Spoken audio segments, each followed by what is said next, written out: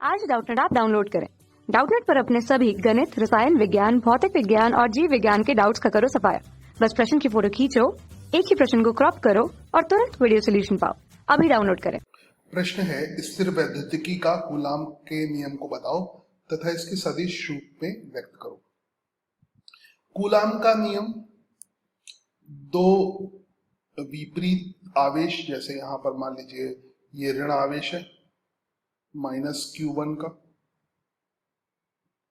और ये धन आवेश है +Q2, और यहाँ पर दोनों ही धन आवेश है, यहाँ पे +Q1 कह सकते हैं इसको और +Q2 कह सकते हैं, दोनों ही धन आवेश है। यहाँ पर दोनों ही ऋण आवेश है, -Q1 और +-Q2। तो कूलाम का नियम ये कहता है कि समान प्रकृति के आवेश एक दूसरे को प्रतिकर्षित करते हैं। तो ये समान प्रकृति के आवेश जो होंगे, जैसे दोनों अगर धन है तो आवेश एक दूसरे को प्रतिकर्षित करेंगे, और जो प्रतिकर्षण बल होगा वो दोनों आवेशों पर समान प्रतिकर्षण बल लगेगा। तो ये समान प्रतिकर्षण बल से एक दूसरे को प्रतिकर्षित करते हैं। और अगर विपरीत प्रकृति के आवेश हैं तो एक दूसरे को आकर्षित करते हैं, और आकर्षण में भी जो बल की प्रकृति होती, बल का परिमाण होता है, वो समान होता है। हाँ, बल की दिशा विपरीत होती है, न्यूटन के तीसरे नियम के अनुसार होती है, और बल दोनों आवेशों को जोड़ने वाली रेखा के अनुदिश लगता है। ऐसे यहाँ भी आप देख सकते हैं, दोनों ऋण आवेश हैं तो ये एक दूसरे को प्रतिकर्षित करेंगे, ये भी प्रतिकर्षित करेंगे। तो हर स्थिति में यहाँ पे प्रतिकर्षण बल लगेगा। कूलाम का नियम ये कहता है कि ये जो प्रतिकर्षण बल है, ये जो प्रतिकर्षण बल है, ये आवेशों के गुणनफल के समानुपाती होता है। आवेशों के गुणनफल के समानुपाती होता है, और इन आवेशों के बीच जो दूरी है, r दूरी है, तो आवेशों के बीच की दूरी r है और उसके व्युत्क्रमानुपाती होता है। हमने सभी आवेशों के बीच की दूरी r ले रखी है। तो जो बल है वो आवेशों के गुणनफल के समानुपाती होता है। यहाँ पर गुणनफल का परिमाण लेना होगा, तो इसलिए मॉड भी लगा देते हैं, और ये जो है दूरी के वर्ग के व्युत्क्रमानुपाती होता है।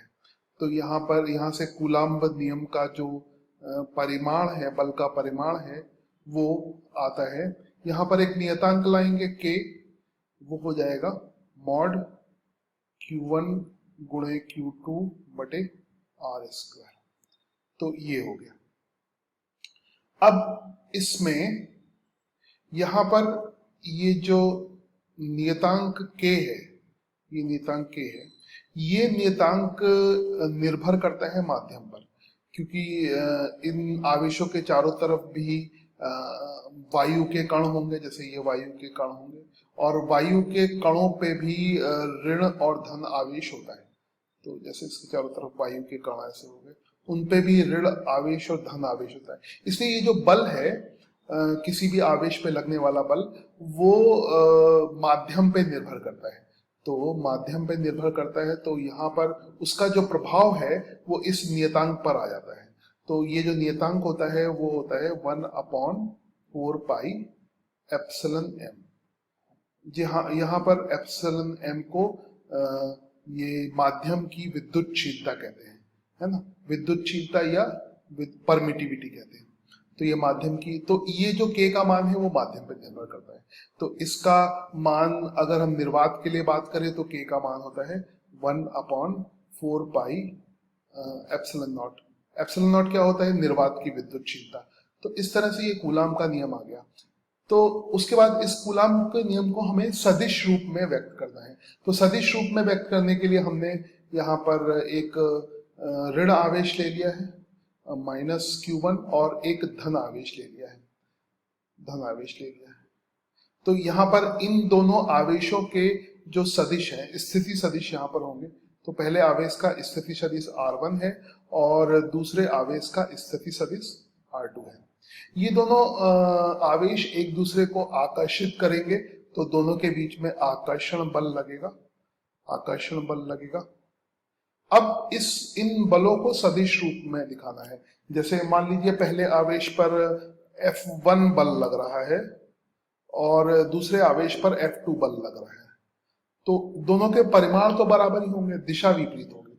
अब दिशा देने के लिए हम क्या करेंगे, एक सदिश बना लेंगे जो R1 से R2 की तरफ होगा। जैसे ये सदिश है, तो मान लीजिए ये सदिश R के बराबर है और ये सदिश R के बराबर है, और इस दिशा में जो इकाई सदिश है वो R कैप के बराबर है। तो हम F1 के मान को इसका परिमाण तो हमें ज्ञात है, अगर दूरी R ज्ञात हो तो परिमाण तो हमें ज्ञात हो जाएगा। तो F1 का जो परिमाण है वो तो F के बराबर होगा, इनके बीच की दूरी R ले रखी है हमने। मगर अगर इसको दिशा देनी है तो हमें इकाई सदिश लगाना पड़ेगा। तो मान लीजिए हम इकाई सदिश R कैप लगा देते हैं, तो F का परिमाण तो ज्ञात है, तो इकाई सदिश R लगाना है। तो यहाँ पर F का परिमाण क्या हो जाएगा, मॉड ऑफ Q1 Q2। यहाँ भी हमने Q1 Q2 लिया, मॉड ऑफ Q1 Q2, या खाली Q1 Q2 भी लिखेंगे तब भी चलेगा, और दूरी का वर्ग। यहाँ पर जो इकाई सदिश है R कैप, उस इकाई सदिश को हम ऐसे लिख सकते हैं, सदिश R और इसका परिमाण। तो इस प्रकार जो F1 का मान है वेक्टर रूप में, वो कुछ आ गया मॉड ऑफ K1 K2, और यहाँ पर R क्यूब आ जाएगा, और यहाँ पर वेक्टर R आ जाएगा। इस प्रकार यहाँ पे अगर हम इसको थोड़ा और सरल कर सकते हैं, R को वेक्टर R1 और R2 के रूप में भी लिख सकते हैं। जैसे यहाँ से vector R1 plus vector R, R1 plus vector R, ये बराबर हो जाएगा वेक्टर R2। तो इस तरह से वेक्टर R को हम R2 माइनस R1 भी लिख सकते हैं, और इसको भी जरूरत पड़ने पर हम इसमें रख देंगे। तो ये हमारा सदिश रूप में कूलाम का नियम हो गया। अगर हमें व्यक्त करना है तो F2 को भी हम ऐसे व्यक्त कर सकते हैं। F2 का जो मान होगा वो F1 के बराबर होगा और विपरीत होगा। तो इसी का ऋणात्मक करके आप F2 का मान भी ज्ञात कर सकते हैं। तो ये कुछ चीजें इसमें हुई।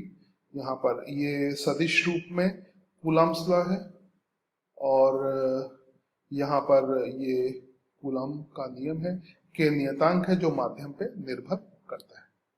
तो इस प्रकार ये प्रश्न पूरा हुआ। कक्षा 6 से 12वीं से लेकर नीट, IIT, JEE वो एडवांस के लेवल तक 1 करोड़ से ज्यादा छात्रों का भरोसा। आज ही डाउनलोड करें डाउटनेट ऐप या व्हाट्सएप करें अपने सारे डाउट्स 8400 400 400 पर।